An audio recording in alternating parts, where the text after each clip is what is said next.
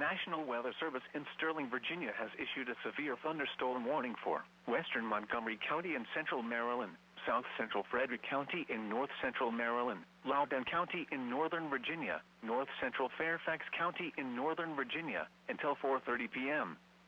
At 3:44 p.m., a severe thunderstorm was located near Oatlands, or 8 miles southwest of Leesburg, moving northeast at 35 miles per hour. Hazard, 60 miles per hour wind gusts and quarter-size hail. Source, radar indicated. Impact, damaging winds will cause some trees and large branches to fall. This could injure those outdoors, as well as damage homes and vehicles. Roadways may become blocked by downed trees. Localized power outages are possible. Unsecured light objects may become projectiles.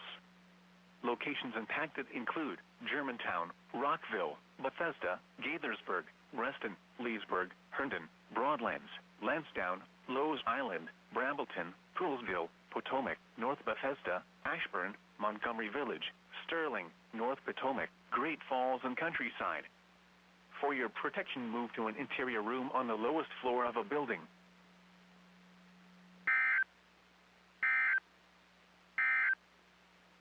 Now for the official national